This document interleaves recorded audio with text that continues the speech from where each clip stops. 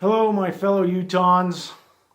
My name is Robert Walton. I'm the humblest among you, or the most humbled anyway.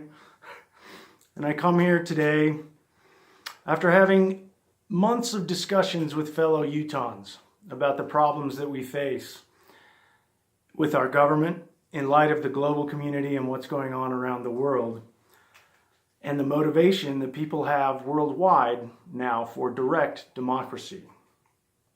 No one speaks for Yellow Vests, no leaders, all leaders. The words I'm about to read are my own, although they've been informed by many people. Start with this.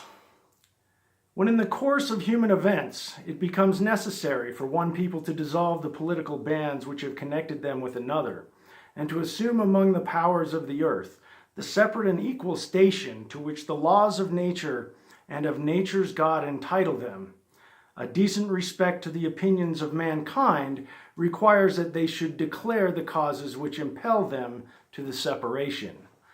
Please let me do that now. With wanton, shameless, even smiling abuse to the citizens-initiated referendum that we have in our state constitution, our state government has overturned the will of the people on three citizen-initiated referendum from last fall, and I will recount them. The first, the question was asked of the people of Utah whether there should be a 10-cent per gallon gas tax. The people said no. The state government put it on anyway on December 3rd of last year. Proposition 2 received more favorable votes than anything on the ballot in 2018 and decriminalized something. The people of Utah said that the possession of cannabis with or without a medical card is no longer a crime. It is only an infraction. However, the government, in its self-appointed illegitimacy, recriminalized that to a Class B misdemeanor such that people could be thrown in jail.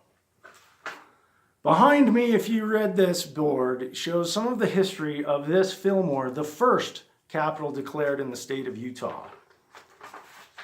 Some of the history and why it moved back and forth early on, before Utah statehood, can be found here. Today, I suggest that we need to move our capital somewhere else again. We don't think it's feasible to have a physical capital in a remote place like Fillmore, Utah. But we can have a virtual capital online. We don't know exactly what form that would take, but it will be in line with the other people around the world with respect to direct democracy. And let's be clear. Either people are equal or they are not. You either support democracy or you do not. If you do not believe in one person, one vote, and you believe some group of people deserve more recognition than others, that is a fascism by definition.